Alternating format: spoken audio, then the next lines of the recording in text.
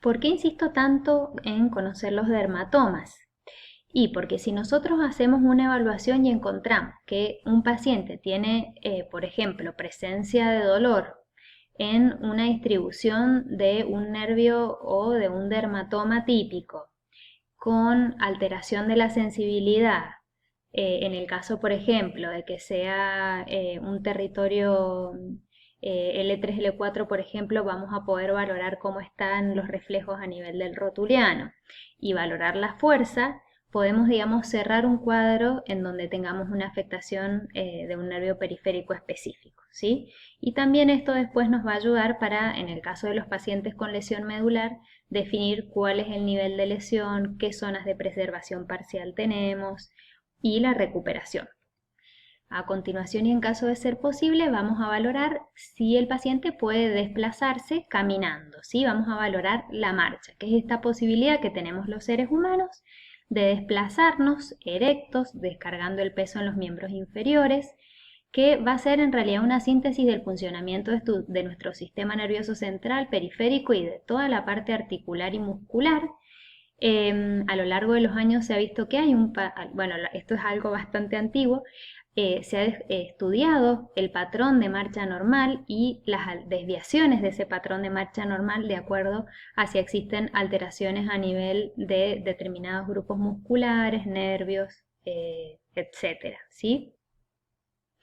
Vamos a analizar cómo el paciente se desplaza, si puede hacerlo caminando, lo vamos a observar desde un plano sagital, es decir, desde el costado, desde un plano frontal, es decir, desde el frente.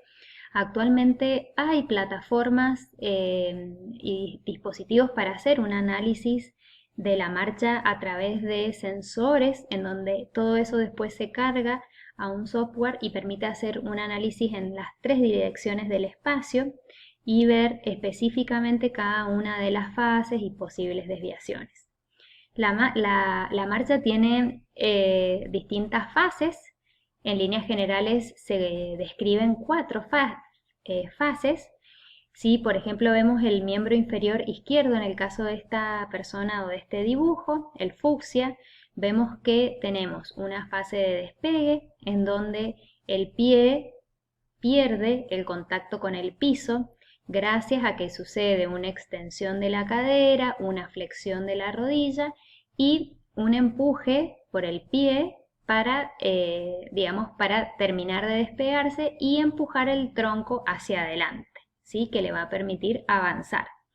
Una segunda fase de balanceo en donde el miembro inferior a través de una flexión de la cadera y de la rodilla, el tobillo en una posición neutra, se desplaza mediante la descarga de peso en el miembro contralateral y finalmente en donde ese pie, el talón, toma contacto con el piso, ¿sí? Es el contacto inicial a partir de donde empieza a recibir la descarga del peso del cuerpo, ¿sí? Y una cuarta fase, que es una fase de apoyo medio, en donde ese miembro inferior se encuentra en extensión y va a recibir toda la descarga del peso en un apoyo monopodálico.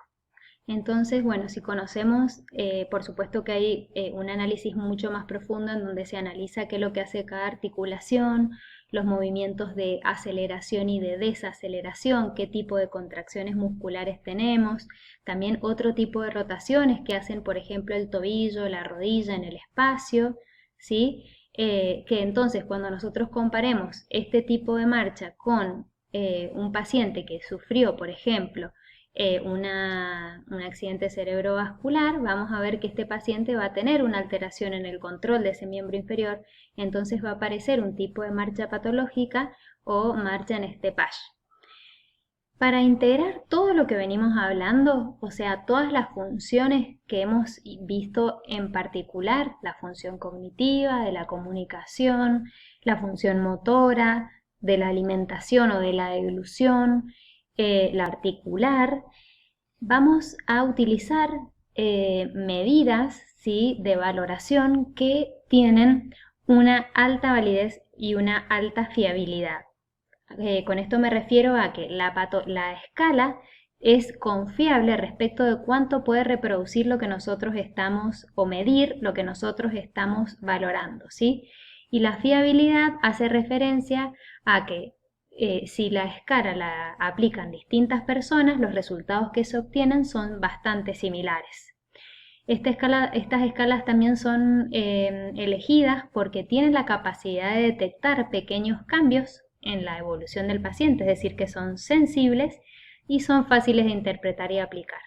Las dos escalas de mayor utilidad en la práctica de la rehabilitación son: uno es la escala de independencia funcional o FIM, Functional Independence Measure. Es una escala más nueva que el índice de Bartel, que se empezó a utilizar en el 1950 y que valora 10 actividades de la vida diaria. En primer lugar, les muestro el índice de Bartel, que, como les decía, valora 10 actividades de la vida diaria, como es comer, trasladarse entre la silla y la cama, el aseo personal, el uso del retrete, que sería el baño, bañar o ducharse, desplazarse, subir y bajar escaleras, vestirse y desvestirse, control intestinal y el control de la orina. Dentro de cada uno de estos ítems tenemos distintas posibilidades. Por ejemplo, comer, vamos a valorar si el paciente es incapaz de comer, si necesita ayuda para cortar, extender la comida o usar condimentos, o si es independiente cuando la comida está al alcance de la mano. De acuerdo a lo que nosotros puntuemos, vamos a llegar a una suma final que nos va a hablar del grado de independencia o de dependencia que tenga el paciente, ¿sí? Un paciente que en la sumatoria de todas estas habilidades tiene menos de 20 va a ser un paciente con una dependencia total para las actividades de la vida diaria, ¿sí? Un paciente que tiene una puntuación de 100, hablamos de que es completamente independiente. Esta escala ha sufrido varias modificaciones, aproximadamente 3 después de esta, que es la original, que tienen distintos modos de puntuación. La verdad que yo comparto la original porque me parece que está muy bien diseñada y que es fácil de comprender. Y como ven, evalúa dominios que se consideran fundamentales para el funcionamiento del paciente en sus días, en su vida cotidiana. A continuación tenemos esta medida de independencia, perdón, el FIM, esta medida de independencia funcional, que también valora dos tipos de áreas que se considera una motora y la otra cognitiva. Dentro del área motora valora el autocuidado, el control de esfínteres, la movilidad y la deambulación. Entonces, esta escala tiene un instructivo para su aplicación, para quitar la variabilidad interobservador y para que la puntuación se realice correctamente. Entonces, ¿cómo se puntúa esta escala? Por ejemplo, si hablamos de alimentación, hace referencia a la tarea de alimentarse, o sea, la tarea de cortar, de pinchar, de realizar el acarreo, que es el desplazamiento del alimento desde el plato hacia la boca, y el acto de la deglución. Respecto al arreglo personal, se refiere a todo lo que tenga que ver con la higiene desde el cuello hacia arriba, o sea, al cuidado de su cara, al peinado, al lavado de las manos.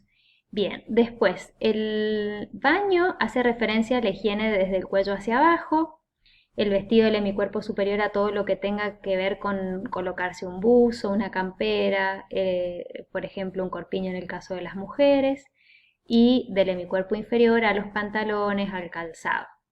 El aseo personal es en realidad el aseo perineal, o sea, de la zona genital y el uso de cómo usa el paciente su ropa interior.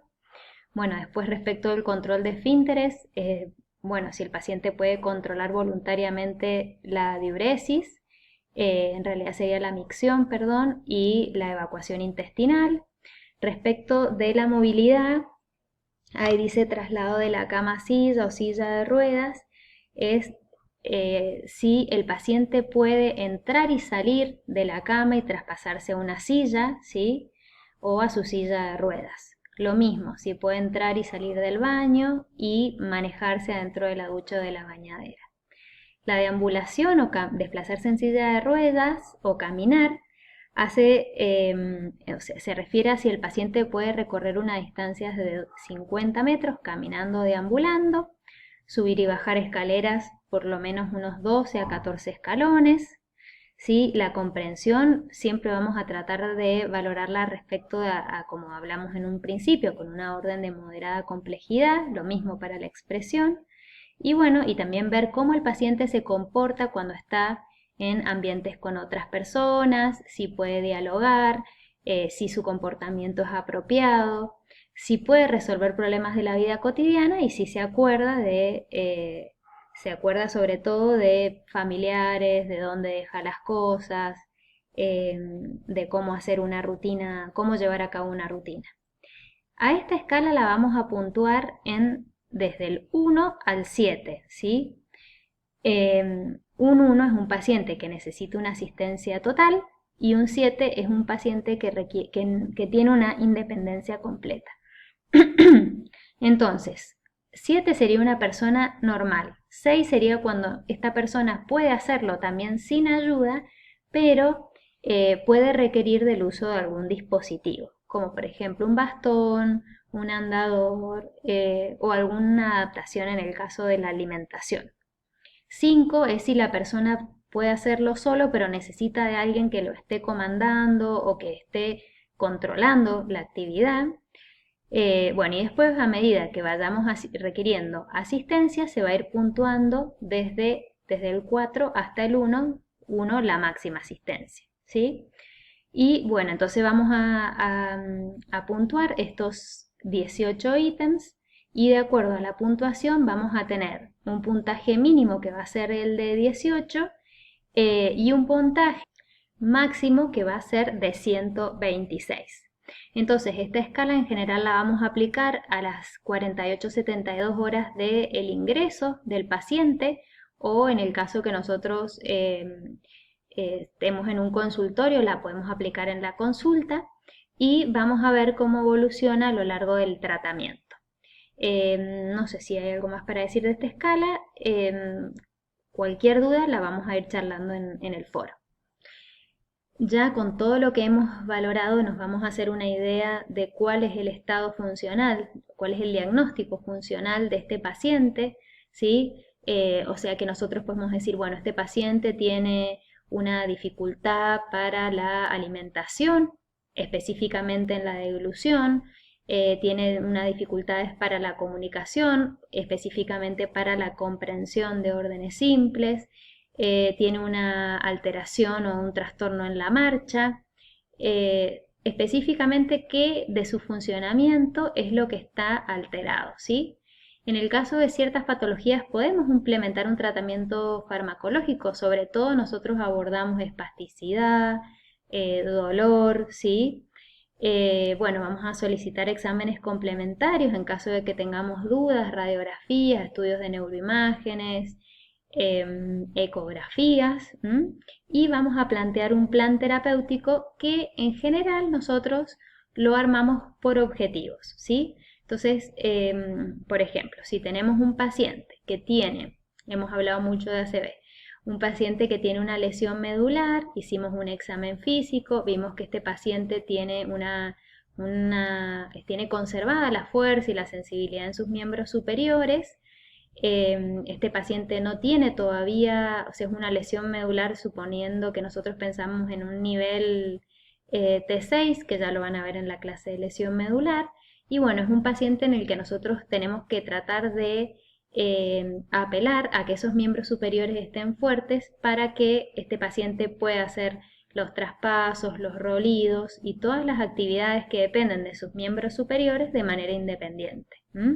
Entonces un objetivo puede ser lograr un adecuado fortalecimiento muscular y si vamos a un objetivo más específico, que el paciente pueda soportar el peso de su propio cuerpo con los miembros superiores.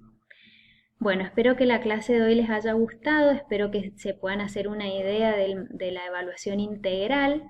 Vamos a ir planteando objetivos específicos de tratamiento en cada una de las patologías a medida que vayamos viendo las patologías más frecuentes de nuestra especialidad. Les dejo un saludo muy grande, cualquier duda nos escribimos por el foro.